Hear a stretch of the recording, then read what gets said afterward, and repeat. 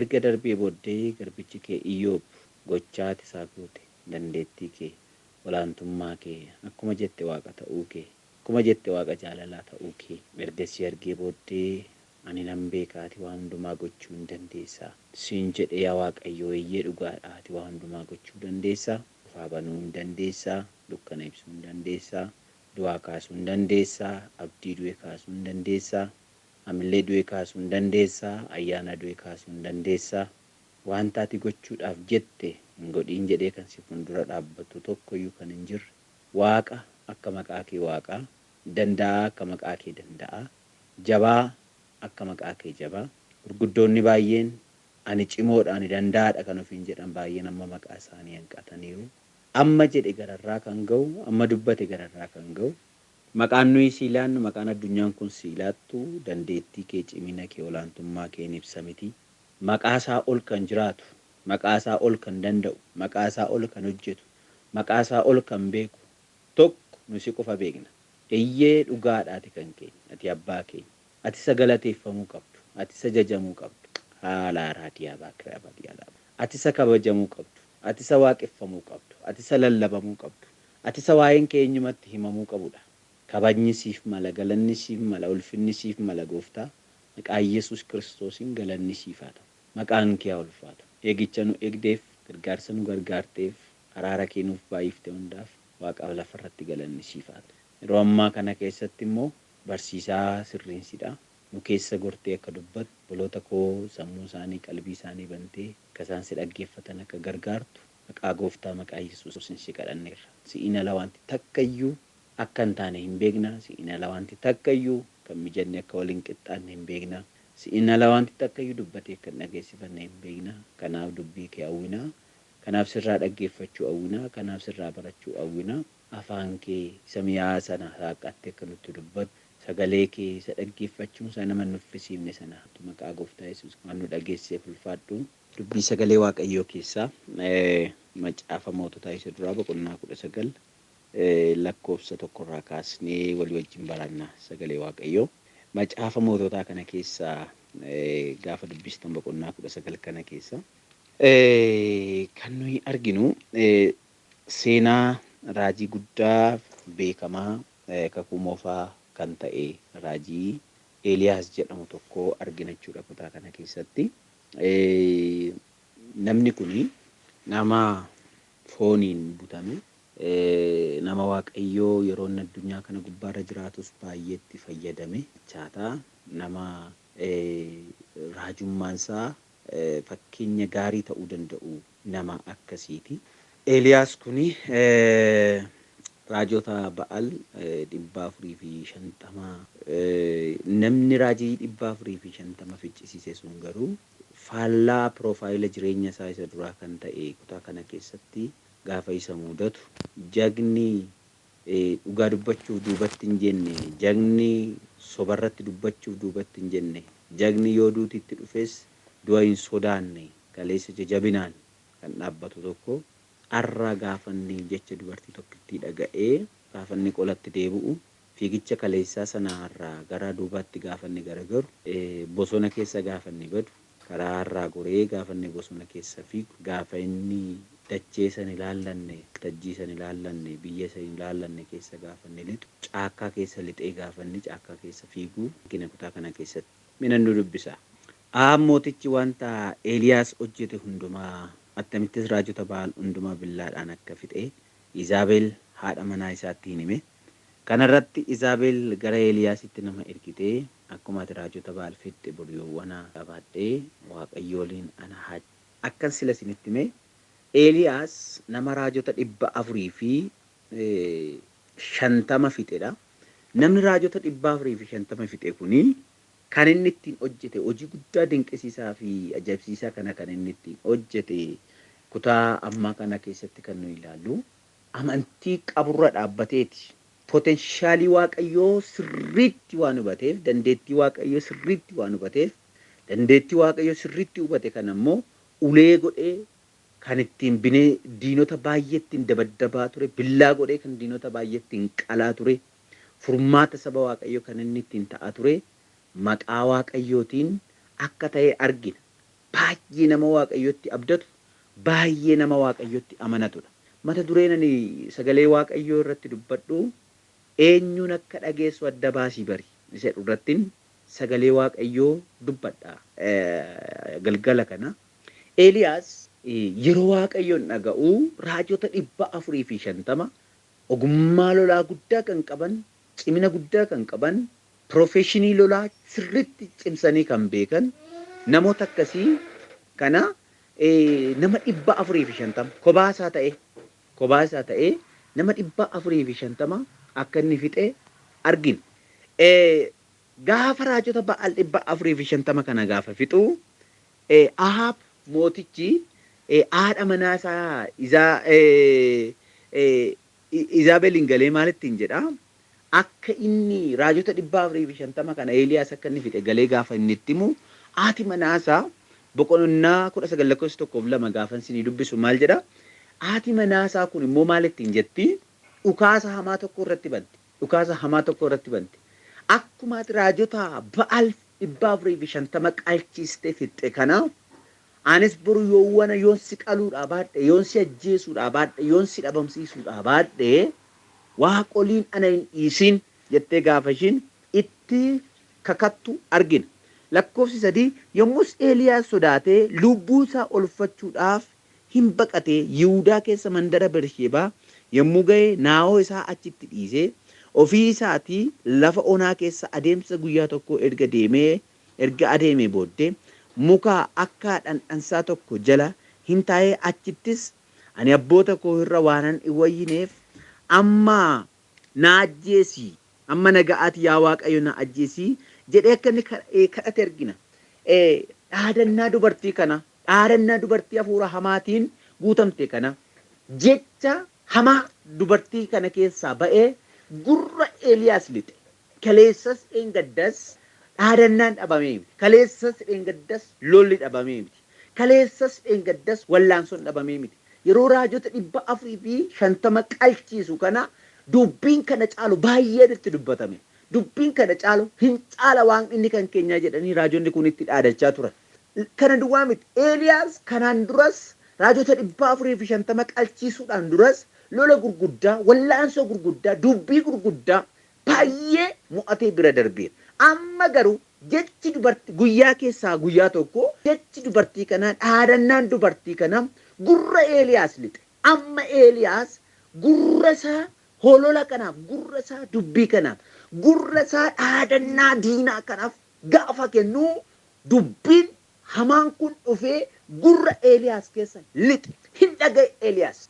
Sinajjeessa isa jedhu dhagaye. Sagalee raajota 450 akka inni ajjeesu, akka inni fixu, akka inni mo'ichaan galu, mo'ichaan jalqabee mo'ichaan akka fixu ishee isa godhe sana dagatee lafa kaa'eetu gurra isaa saaqatee dubartii kanaa, olola dubartii kanaa, dhaadannaa dubartii kanaa dhagaye. Dhaadannaa dubartii kanaa dhagaye. Gaafa dhaadannaa dubartii kanaa dhaga'u mandara keessa fiiguutti ka'e of oolchuudhaaf kaleessa kan isa oolche Waaqayyoodha. Har'a garuu gaafa dubbii seexanaa gaafa dhaga'u dubbii Waaqayyootiin ala dubbii biraa dhaga'utti gaafa ka'u of oolchuudhaaf fiige. Kaleessa garuu kan inni beeku Waaqayyo qofti akka nama oolchuutti beeka. Waaqayyo qofti akka mo'icha namaa kennuutti beeka. Kanaaf kan inni raajota 450 qalchiisuu kan inni danda'e. Mo'ichi namaa mo'ichi isaa Waaqayyo qofa akka ta'etti beeka. Har'a garuu qooda Waaqayyoon dhaga'u jecha dubartii tokkittii dhaga'uutti gaafa ka'u. Jecha dubartii tokkittii gurra isaa keessa liccisiifachuutti gaafa ka'u dhaadannaa alaa dhufu eksternaalii wanta dhufee gurra isaa seenu kanaaf gaafa inni iddoo kennuu jalqabu sodaan itti dhaga'ame. Sodaan gaafa itti dhaga'amu mandara keessa baduutti ka'e. Of oolchuudhaaf Bersheebaa keessa baduutti ka'e. Caakkaa keessa baduutti ka'e. Namni Waaqayyoon dhaga'uu gaafa dhiisu, namni Waaqayyoon dhaga'uurraa gaafa sokku sodaatu isa keessa lixa. Ija jabeessa kan nuyi taanu, ija jabeessas kan nuyi taanee fi lolli nurra jiru lola xiqqaa wanta ta'eef miti. Waaqayyoon wajjin jiru waan guddaa waan ta'eef, Waaqa guddaa waan ta'eef. Lola nurra jiru gararraa mormii nu mudatu, wallaansoo nu mudatu, chaalenjii nu mudatu gararraa waan ta'eef lola baay'ee tuffannee bira dabarra. Garuu yeroo Waaqayyoon wajjin jiru, yeroo Waaqayyo wajjin taanu, yeroo Waaqayyoon dhageenyu jireenya keenya kan waa'ee jireenya keenya gaafa waaqayyo irraa qajeelfama fudhan, waa'ee tajaajila keenya gaafa waaqayyo irraa qajeelfama fudhan, waa'ee mana keenya gaafa waaqayyo irraa qajeelfama fudhan, gurri keenya banamee gaafa waaqayyoon dhaggeeffatu, lapheen keenya banamee gaafa waaqayyoon dhaggeeffatu, lola gurguddaa tuffannee bira dabarra. Gaafa gurri keenya waaqayyoon dhaga'uu dhiisee of dhaga'utti gaafa kaan, nama dhaga'utti gaafa kaan, lola alaa darbatamu dhaga'utti gaafa kaan, oduu ammeenyaa alaa waa'ee keenyaaf odeeffamu dhaga'utti gaafa kaan, wanta miidiyaan odeessu dhaga'utti gaafa kaan, bubbee alaa bubbisu dhaga'utti gaafa kaan, qilleensa alaa ka'u dhaga'utti gaafa kaan, sodaataa ta'an, lola xiqqoon nu mudata, wallaansoo xiqqoodhaan kufna, chaalenjii xiqqoodhaan kufna. Eeliyaas jagni biyya lafaa gubbaarratti maqaan isaa amma guyyaa har'aatti jajamaa jiru, guyyaa keessaa guyyaa tokko guyyaan inni kufe, guyyaan inni harka kennate, guyyaan inni sodaate, gaafa lola alaa ka'u bubbee alaa darbatamu, oduu alaa dhufu gaafa dhaggeeffachuutti gaafa ka'udha. Har'a eenyuun dhageenyanu? Oduun nama baay'ee karaatti hambiseera. Bubbeen nama baay'ee karaatti hambiseera. Wallaansoon xixiqqoon namoota baay'ee karaatti hambisaniiru. Qorumsi nutti dhufu qorumsa guddaa waan ta'eef miti. Wallaansoon nu mudate wallaansoo guddaa waan ta'eef miti. Gidiraan nu mudate gidiraa guddaa waan ta'eef miti. Abboota keenya warra kaleessa darbanirra waan caaleen miti. Humni keenya xiqqoo waan ta'eef. Gurri keenya waaqayyoon dhaga'uu caala, haalota dhaga'uu, nama dhaga'uu, bara dhaga'uu, of dhaga'uu, wantoota keessa jiru, kondiishinii keessa jiru dhaggeeffachuu keenyarraan kan ka'e humni keenya xiqqaatee dadhabbii gurguddaan nu mudate wantoota xiqqootti harka kennine wantoota xiqqootiif jecha karaa keenya gadhiisne laayinii waaqayyoo irratti nu barbaadu gadhiisne iddoo waaqayyootti nu barbaanne mandara waaqayyootti nu barbaanne jireenya waaqayyoo akka nuyi jiraannuuf nuuf keenya qulqulloonni waaqayyoo sagalee waaqayyoo dhaga'uu gaafa jalqabdan obboloota ko sagalee waaqayyootiif jireenya keessatti iddoo guddaa kennuu gaafa jalqabdan gidiraas hin mudatu mo'attanii dabartu. Gidiraas hin mudatu mo'attanii dabartu. Sasin keessa jiru hafuura qulqulluu dhaggeeffachuutti gaafa kaatan. Dubbii waaqayyoo dhaga'u. Sa waaqayyoo sin jedhe dhaga'utti gaafa kaatan. Humni keessan dabalaa deema. Mo'icha argachaa deema. Wallaansoo sin mudatu kuffifachaa jireenya nuyi jiraannu caala rakkina nuyi keessa jiru caala jireenya keenya irratti dhiibbaa guddaa uumuu kan danda'u wanta gurri keenya dhaga'udha. Arras waan dhageenyu adda baafannee baruu nurra jiraata. Phexros Yesus Kristos galaana gamatti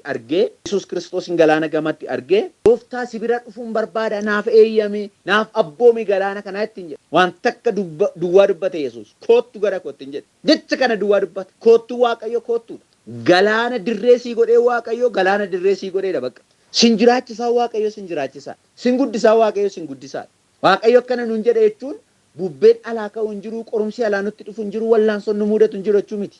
Bubbeedha jiraatu qorumsa jiraatu wallaansoodha jiraatu gidiraan garaagaraa haa jiraatu wanta abdii nu kutachiisan lakkoofsaan oli lakkoofnee fixuu kan nu hin dandeenye wantoota hedduutu jiru. Wantoonni nu jajjabeessan xiqqoodha garuu wantoonni nu ittiin laafuu dandeenyu guyyaadhaa guyyaatti addunyaan kun oomishtee kan ishiin gadhiistu waan baay'eedha. Garuu kitilaan tiriliyeedhaan nutti darbatamu sana caalaa kootu waaqayyo du'a walakkaatti sin jiraachisaa waaqayyo sin jiraachisaadha bakka addunyaatti amanee miti kan inni dubbatu waan ta'eef alaatti keessa jirtutti amanee miti kan inni dubbatu waan ta'eef qarshii akkaawuntii irraa qabdutti amanee miti kan inni dubbatu waan ta'eef fira gaarii ati qabdutti amanee miti kan inni dubbatu waan ta'eef dandeettii ati qabdutti wiizdemii ati qabdutti amanee miti kan inni dubbatu waan ta'eef du'a walakkaatti sin jiraachisa sin jedheedha taanaan sin jiraachisa waaqayyo sin jiraachisaa waaqayyo sin jiraachisaadha. Sin guddisaa waaqayyo wantoonni akkaatiin guddanne si godhan wantoonni akkaatiin guddanne si morman wantoonni akkaatiin nama taane si morman wantoonni akkaatiin ceene si morman wantoonni akkaatiin hin godhanne si morman waan hin jirreen miti otoo isaan jiranii sin guddisaa naman si godhaa lafa kakuu keetti sin ga'aa ijaan si godhachiisa kan waaqayyo sin jedhuu fi mormii waan hin jirreen miti mormitoonni kee waan hin jirreen miti seekfaa otoo jiranii sixnaaffaa otoo jiranii warri morman amajaajonni falmitoonni otoo jiranii kana gidduudhaa sin guddisaa waaqayyo sin guddisaa nama si godhaa waaqayyo nama si godhaa Phexrosin koottu gara kootti hin jedhe na abboominna yes koottu bakka hin danda'ama koottu gara kootti hin jedhe godhan jennaan qajeele galaana gubbaar galaana walakkaa gaafa ga'u garuu qilleensa dhaga'eedha Phexros galaana walakkaa gaafa ga'u qilleensa dhaga'e amma qilleensa dhaga'u bira ga'u sanatti kan inni irra deemaa ture asfaaltii irra miti galaana irra fuuldurattis kan inni irra deemee gooftaa bira ga'uu danda'u galaana irra ture Kaleessas kan inni amma qilleensa sana dhaga'utti amma haala keessa jiru sana amma dhaga'utti kan inni irra deemaati dhufe asfaaltiirra miti dirreerra miti galaana gubbaarra deemaa dhufe. Walakkaa ga'ee qilleensa gaafa dhaga'u liqimsuu jalqabe. Galaanni liqimsuu jalqabe. Galaanumti kaleessaa walqixxee ta'ee lafa walqixxeetti akka Phexros irra deemuuf dugda kinneessuun arra sana ta'uu dhiiseetu galaanatti jijjiiran. Maaliif beektu? Gurri Phexros qilleensa dhaga'utti ka'e. Waan keessa jiru dhaga'utti ka'e. Otoo liqimfamee hojjechuutti ka'e. Of dhaga'utti ka'e. Buubbisu dhaga'utti ka'e. Qilleensa dhaga'utti ka'e. Qilleensa gaafa dhaga'utti ka'u gadi liqimfamuu jalqabe. Waaqayyoon ala wanti nuyi dhageenyu hundumtuu sodaattuu nu godha. Dadhabduu nu godha. Jireenya Waaqayyo akka nuyi jiraannuuf nuuf eeyyame akka nuyi hin jiraanne godha. Jagna baay'ee ija laafessa kan godhe Waaqayyoon dhaga'uu dadhabuudha. Jagna karaa kutee deemuu qabu baay'ee mandara keessatti kan hambise Waaqayyoon dhaga'uu dadhabuudha. Maal sinin jedhe Waaqayyo? Eenyuun dhagaa jirtu immoo? Gurri keessan baname eenyuun dhagaa jira? Gurri keessan baname eenyuun dhagaa jira? Eeliyaas goonni kaleessa biyya raasaa lafa raasaa jiraachaati ture. Raajota sobburroo qomsiisa rommisiisa namichi jiraachaati ture. Jecha dubartii tokkitti jecha dubartii seexanni itti fayyadamu tokko dhaga'ee daandii gadhiisee caakkaa keessa Beershebaa keessa mandara keessa baduutti ka'e. Sodaachuutti ka'e. Aan abboota koo irra hin caalu najjeesachuutti ka'e. Waan isin ajaa'ibu immoo naawoo sana mucaa isa wajjin hin deemu tajaajilaa isa wajjin deemee isa gargaaree tajaajilu goda walakkaatti gatuutti ka'e. Sagalee Waaqayyoon qooda dhaga'u dubartii dhaga'utti ka'e. Gaafa dubartittii dhaga'u immoo tokko karaa gadhiisee lammaffaa nama gate inni sadaffaan kadhannaa isaa jijjiire. Ajandaan kadhannaa isaa harkaa jijjiira. Qooda kaleessa kadhannaa moo'ichaa kadhatu qooda kaleessa tajaajila dinqii tajaajiluudhaaf qooda Waaqayyoon kadhatu arra kadhannaan isaa najjeese. Ani abboota koorra wayyu. Ani abboota koorra hin caalu. Ani namoota na dursanii hin caalu. Kanaafuu najjeese jechuutti ka'e. Kadhannaan kun eessaa dhufe? Sodaa keessaa dhufe. Kadhannaan kun eessaa dhufe? Dubbii Waaqayyoo dhaga'uu dadhabu keessaa dhufe. Namni Waaqayyoon gaafa dhaga'uu dadhabu sodaataa ta'a. Namni Waaqayyoon dhaga'uu gaafa dadhabu karaa gadhiisa. Lafa dhaabbachuun irra hin jirre dhaabbata. Eeliyaas dirree kaleessa irra dhaabbatee Waaqayyoon tajaajilaa ture. Iddoo kaleessa dhaabbatee Waaqayyoon tajaajilaa ture gadhiisee bosona keessa baduutti ka'e. Kiraayisisii guddaatu jira Waaqayyoon dhaga'uu dadhabuu keessa. Kufaati guddaa jira Waaqayyoon dhaga'uu dadhabuu keessa. Ergaa guddaan isin qaba obboloota koo. Dhagaa Waaqayyoon dhagaa. Waaqayyoon dhageessu taanaan wanti namaaf karaa hin taane isiniif karaa ta'uu jalqaba. Waaqayyoon dhageessu taanaan lafa kuftanii kaatu. Waaqayyoon dhageessu taanaan biyya namni keessa jiraachuu hin dandeenye keessatti jireenya dinqii jiraattu. Waaqayyoon dhaga'uu jalqabdu taanaan wanti namaaf karaa hin taane isiniif karaa ta'uu jalqaba. Waan isin ajaa'ibu Eeliyaas dhaqee naannoo boqonnaa 19:5 dhaqxanii gaafa dubbiftan inni mukicha jala gad dhiisee rafaa utuu jiru kunoo ergamaan Waaqayyoo tokko dhufe isa rurrukutee ka'iitii nyaadhu ittiin jedhee. Ka'iitii nyaadhu. Hojii baay'ee jira Eeliyaas fuuldura. Inni garuu abdii kutatee rafaa jira. Du'a kadhachaa jira. Hojii baay'ee jira Eeliyaas fuuldura. Inni garuu abdii kutatee harka maratee taa'aa jira. Guyyaa du'aa eeggachaa jira. Guyyaa du'aa dhaggeeffachaa jira. Amma garuu humna Eeliyaas kan aaressu ergamaan Waaqayyoo qajeelfama tokko isaa kenne. Ka'iitii maal godhi nyaadhu. Ka'iitii nyaadhu. Dursa jecha dubartii takkitti dhaggeeffatee mandara keessa badee amma immoo isteeppii lammaffaa gubbaarratti kan inni dhaga'uu jalqabe kufaatii inni kufee badiisa inni badee karaa inni gadhiisee iddoo jiraachuu hin qabne inni jiraachaa ture kan isa baasu hojiitti kan isa deebisu amma immoo ergaa aaraa misiraachuu aaraa dhaga'uu jalqabe. Ergamaa Waaqayyoo ka'iitii nyaadhu gaafa inni ittiin jedhu yommus Eeliyaas dammaquun nuuf haa ta'u yeroo kana. Haleluuyaa. Dammaquun nuuf haa ta'u. Irriba rafne keessaa dammaquun nuuf haa ta'u. Irriba dubbii Waaqayyoo dhaga'uu dadhabuudhaan rafne keessaa irriba Waaqayyoon dhaga'uu dadhabuudhaan rafne keessaa dammaquun nuuf haa ta'u. Hin dammaqe Eeliyaas. Asii fi achi ilaaleedha. Bixxillee barbadaa ibidda irra jiruu fi bishaan cuggee tokko mataa isaa duratti in argeedha. Ka'ee bixxillicha nyaatee bishaanichas dhugee deebi'ee hin rafeedha. Ergamaa Waaqayyoo sun si'a lammaffaa deebi'ee gara isaa dhufee isa rurrukutee karaa fagoo waan adeemtuuf ka'iitii nyaadhu ittiin jedhe ammas. Eeliyaas yommus ka'ee hin nyaate hin dhuges humna nyaatichi kenneefiinis guyyaa 40 fi halkan 40 amma Siinaa tulluu Waaqayyootti in adeemedha. Ulfinni guddaa Waaqayyoof haa ta'u. Kufaatii Eeliyaas yookiin dadhabbii Eeliyaasiif sababa guddaa kan ta'e maalidha yoo jettanii kontekstii kutaan amma isinii dubbise kanarraa kaastanii mootota isa duraa boqonnaa 9 lakkoofsa 1 kaastanii hanga lakkoofsa 8tti gaafa dubbistan kutaa kontekstii kutaa kanaatiin gaafa qabdanii gaafa laaltan isa jalqabaa Eeliyaas waan dhaga'uu hin qabne dhaga'ee dadhabuusaa bosona keessa baduusaa lafa dhaquu hin qabne dhaquusaa argitu. Isa lammaffaa gubbaa irratti immoo kufaatii inni kufe dadhabbii inni dadhabe harka maratee isa inni taa'e kanaaf furmaanni dhufuusaa argitu. Haareffamuu Eeliyaas argitu. Humna argachuu Eeliyaas argitu. Bakka kaleessa liqinfame keessa ba'uu Eeliyaas argitu. Bakka kaleessa dadhabe keessa ba'uu Eeliyaas argitu. Yaada isa in ilaallanne Eeliyaas keessa lixe keessa ba'uu Eeliyaas argitu. Akka Eeliyaas ba'u kan isa godhe maalidha yoo jettan amma isteeppii isa lammaffaa gubbaarratti ka'umsa Eeliyaasiif gara tulluu Waaqayyootti deemuu Eeliyaasiif sababa guddaa kan ta'e iddoo kaleessa dadhabetti jabaachuu Eeliyaasiif sababa guddaa kan ta'e iddoo kaleessa du'a kadhatetti jireenya kadhachuu Eeliyaasiif sababa guddaa kan ta'e iddoo kaleessa tajaajila nan dhaaba jedhetti tajaajila itti fufuu Eeliyaasiif sababa kan ta'e iddoo kaleessa harka kennetti amma humni isaa haareffamee humna haaraatiin ka'uu Eeliyaasiif sababa guddaa kan ta'e maalidha yoo jettan bakka inni abdii kutatetti ergamaa Waaqayyoo dhufee xuxuqee ka'ii nyaadhu dhugi ittiin jedhe Eeliyaasis akkuma Waaqayyo isaan jedhe hin godhe sanaan booddee nyaata nyaate sanaan dhugaatii dhuge sanaan hamma tulluu Waaqayyootti deemedha. Nyaata bilchaataa nyaate. Nyaata bukaa miti nyaata bilchaataa nyaate.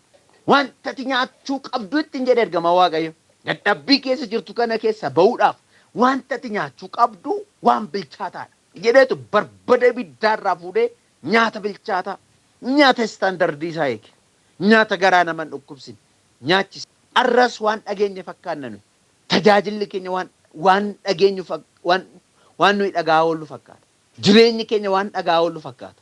Kadhanni keenya waan dhagaa oollu fakkaata. Namni baay'een ajandaa Waaqayyoo isatti hin kennine wajjin rakkata. Amantoonni baay'een ajandaa Waaqayyoo harka isaanii keenya wajjin rakkatu. Rakkina baay'ee keessa kan of galche nuyi. Dadhabbii baay'ee keessa kan of galche nuyi. Boo'icha baay'ee keessa kan of galche nuyi. Wallaansoo baay'ee keessa kan of galche nuyi. Waaqayyo akkas nun jedha galgala kana. Ka'aa nyaadhaa waan dhaga'uu hin qabne dhageessanii dadhabdanii amma garuu isin haaressuun barbaada. Ka'aa nyaadhaa nun jedha gooftaan. Dubbii isaa akka nyaannu barbaada Waaqayyo. Fuula isaatti akka deebinu barbaada Waaqayyo. Akka isa kadhannu barbaada Waaqayyo. Waan dhaga'uu hin qabne dhaga'uun dadhabaa nama godha. Waan dhaga'uu hin qabne dhaga'uun qooda cimuu dadhabaa nama godha. Waan dhaga'uu hin qabne dhaga'uun wanti nuyi Waaqayyoon ala dhageenye hundumti isaa wantoota jilba nu buusanidha. Jalqabbiin isaa kolfa ta'uu danda'a. Jalqabbiin isaa fooricha ta'uu danda'a. Jalqabbiin isaa sirba ta'uu danda'a. Jalqabbiin isaa waan gurra namaatti tolu fakkaachuu danda'a jalqabbiin isaa. Garuu wanti Waaqayyoon ala dhufe hundumti isaa wantoota nu dadhabsiisan, wantoota sodaatoo nu godhan waan akkasiiti. Jecha Izaabel waan dhaga'eef dadhabe Eeliyaas. Jecha Waaqayyo waan dhaga'eef immoo deebi'ee jabaate. Waaqayyo akkasin hin jedha. Isa dhaggeeffattan san, isa isin keessa ture san, isa anaan ala wanta abdii isin kutachiisa, wanta itti abdii kutattan, wanta itti sodaattan sana hunduma isaa garaa keessan keessaa baasaa. Ana dhagaa humni keessan hin haareffama. Kadhannaan keessan hin haareffama. Jilbi keessan hin haareffama. Hafuurri keessan hin haareffama. Ayyaanni keessan hin deebi'a. Biyya lafaa mo'attu. Rakkina keessa jirtan keessaa baatu. Na dhagaa sidin jedha kaa gooftaan. Galanni Waaqayyoof haa ta'u. Yesuus Kiristoos maqaan isaa ulfaata. Haleluuyaa. Namni Waaqayyoon dhaga'u hin haareffama. Namni Waaqayyoon dhaga'u dadhabbii keessa jiru keessaa ba'a. Macaafni faarfannaa akkas jedha. Dubbii isaa ergee isaan fayyiseedha. Boolla du'aa keessaa isaan baaseedha. Waaqayyoon dhaga'uun dubbii Waaqayyoo dhaga'uun jireenya namaa haaressa. Waan itti liqinfamne keessaa nu baasa. Ulfinni guddaa Waaqayyoof haa ta'u. Kanaaf eenyuun dhageenya nu? Eenyuun dhageenya nu? Eenyuun dhagaa jiraanna? Eenyuun dhagaa Waaqayyoo waaqeffanna? Of dhageenya moo biyya lafaa dhageenya moo seexana dhageenya moo nama dhageenya moo Waaqayyoon dhagaa jirra. Waaqayyoon immoo otoo dhagaa jiraanne irra ta'e nuyi sodaattoota taana. Waaqayyoon otoo dhagaa jiraanne irra ta'e jireenya amma jiraannu jiraanna. Jireenya wansin hin jedhu horii qabaachuu fi dhabuu miti. Jireenya wansin hin jedhu faasilitiin biyya lafaa namaa guutuu fi guutuu dhiisuu miti. Jireenya caalu jireenya afuuraa addunyaa afuuraatiin ni isinitti haasa'aa jiru. Ulfinni guddaa Waaqayyoof haa ta'u. Eeliyaas akka inni sodaatu kan isa godhe dubbii Waaqayyootiin ala dubbii gara biraa dhaga'uu isaatiin sodaataa ta'e Eeliyaas. Lafatti sodaatee kufe lafatti sodaatee bade sana ammoo akka inni deebi'ee humna aareffatee deebi'u kan isa godhe dubbii Waaqayyoo dhaga'uu isaatiin. Waan Waaqayyoo isaan jedhe gochuu isaatiin. Waan Waaqayyo nuun jedhe gochuu kan nuyi dandeenyu. Waan Waaqayyo nuun jedhe adda baasnee baruu kan nuyi dandeenyu. Waan Waaqayyo nuun jedhe yoo dhageenyadha. Ulfinni guddaa Waaqayyoof haa ta'u. Kanaaf gooftaa dhagaa hin ulfaattu. Gooftaa dhagaa hin mo'attu. Gooftaa dhagaa karaan cufaa hin banama. Gooftaa dhagaa humni keessan hin haareffamu. Gooftaa dhagaa jireenya jiraachuu qabdan jiraattu. Gooftaa dhagaa hin milkooftu. Gooftaa dhagaa wanti hin danda'amne tasayyuu hin jiru. Waaqayyo guddaa baraaf jireenya keessan eebbisu eebbifama. Yesus hangafa nagaa. Yesus ilma Waaqaa. Yesus hangafa nagaa. Ilma Waaqaa. Yesus hangafa nagaati ati ilma Waaqaa beeta. Narra baay'atee gatiin oolmaa kee lakkaa hin fixuu ani gaarummaa kee yaadadhaame oolmaa Waaqayyo lakkaa hin fixuu ani gaarummaa kee hallelujaa Yesuus kabajame narra baay'atee baay'een oolmaa kee lakkaa hin fixuu ani gatii kee abeta lakkaa hin fixuu mano gatii kee abeta Yesuus ulfaadhugaa kan sammuu koonolii oolmaa bara baay'ee hin irraanfatamu cabni harka keen fayyee michummaa barasii isaan gayoonaa naan jettiin lubbuun koo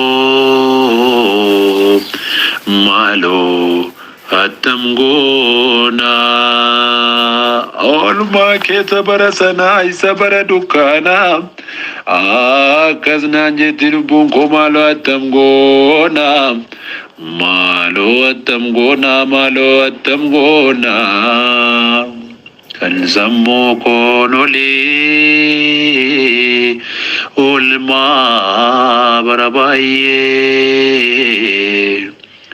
hin irraanfatamu cabni koo harka keetiin fayyee haleluyaa Yesuus warri cabni keessan harka Kiristoosiin isinii fayyeegaa michummaa barasii isaa hanga yoonaa naan jettiin lubbuun koo maaloo attam goonaa Yesuus ati kabajamyoo guyyaan badiisa koo gaafa murteeffame hiriyaan garaa koo martinoo nagaanatti dhaame walankaaktu lafaa gaaffii deebii dhabee utuun taa'ee boo'uu achitti situu na qaqqabee jaalallee koo maalii oolmaan kee gaafasii inni barasii eenyutu naaf yaadee firoota koo keessaa akkan gowwaasi. Kan na yayyaachisu inni na boosisu onnee koo lixee. Sinna jalqabsiisee karaa nan ilaalee sodaadhee kutee. Jaalallee koo maalii oolmaan kee barasii inni gaafasii. Eenyuun naaf abjootee firoota koo keessaa akkan gowwaasi.